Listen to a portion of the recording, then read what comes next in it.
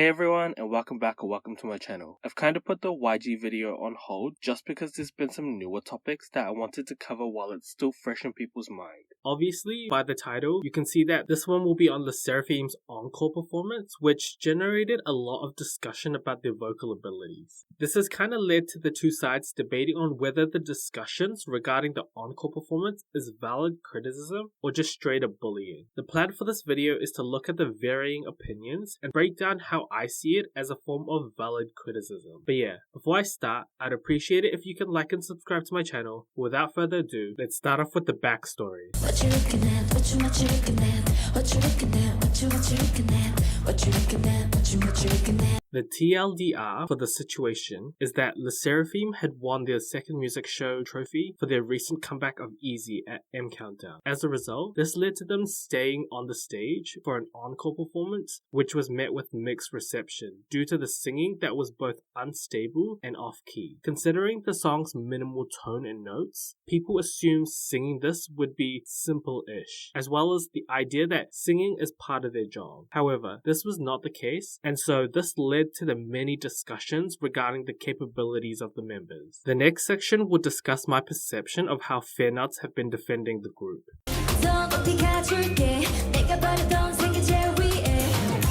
I have seen many fanouts defend Le Sserafim from this by redirecting the focus towards the toxicity of some that go too far in how they convey themselves. It makes sense for fans to want to defend their faves from these unnecessary and malicious comments. However, this redirects the attention to focus on the general hate that Le Sserafim has been getting and completely avoids the root cause of the virality from the encore performance. Toxicity and negativity is obviously bad, but it's also something that's unfortunately unavoidable. This doesn't mean people should just accept the hate. However, there is no escaping a common byproduct from the entertainment industry. Whether within the K-pop industry or the Western markets, there is no escaping the jealousy and envy felt from random users who spew out malicious hate because they can't better their own lives. However, once again, this shouldn't lead to a selective focus on just those types of comments, to the point where it feels as though there is no such thing as valid criticism, especially in the current era in which there's been a noticeable hate train against Le Sserafim. Everything that is negative is being chopped up to bullying and hate when some of these issues are justified criticism that should be a consideration from source music. I mean, with this one, vocal issues have started to become a slightly recurring issue, and yet this has been spun to seem as just another reason to quote-unquote unnecessarily hate on them. With this era of K-pop fandom, the line between criticism and hate is getting finer and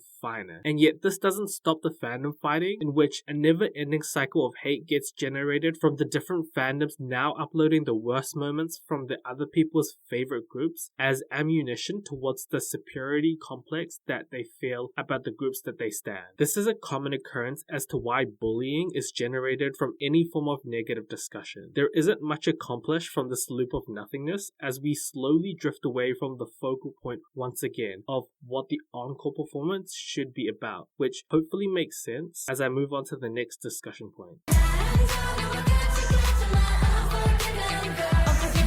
A major focus during these discussions have been on Sakura, who has racked up 10 years of idol experience and from what people say, still sounds like that. Personally, I understand the idea of what is being said, despite how relatively harsh that might sound. I mean, she was heavily criticized in Produce 48, with mentor Soyu's comment during her very performance, highlighting how much she was lacking. However, to give leeway to that, the whole theme during the audition section of Produce 48 was the contrast in what was required for an idol in Japan versus being in Korea. Sakura's actual training time to be a K-pop idol encompasses her time on Produce 48 and after IZ*ONE's disbandment to Le Sserafim's debut, which is actually not that much time. That was why we would see such contrasting focuses between the two nations and thus the lower grades received by Japanese contestants. Despite Sakura receiving an A, that grading was based more on potential, as she was still lacking in many sense. However, she would slowly improve throughout the show, during Eyes 1, and even now in Le Sserafim, where I would say she's in her current peak in terms of performance skills. This still doesn't mean she has the vocal foundations on lock though, as she herself has even publicly spoken about the influence that general public comments about her singing has had on her. Although it can be depressing and lower the confidence of idols like Sakura, this one scene has also pivoted into blaming others for her undeveloped vocal ability. Sakura will ultimately need to improve somehow, and the whole coddling of idols is another reason why valid criticism seems to fall on deaf ears. Plus, the other thing that I think about is the fact that all idols perform a fixed amount of songs made for them within eras called comebacks. Being in a group makes it relatively easier because that means the lines are distributed, and so you literally need to learn only the same lines that you will perform. It's kind of like how Girls' Generation's Tiffany performed the same 10 seconds for 2.5 years. I know modern day groups are made to perform more songs now, including B-sides too. However, in the grand scheme of things, there really isn't any deviation in how you sing in comparison to the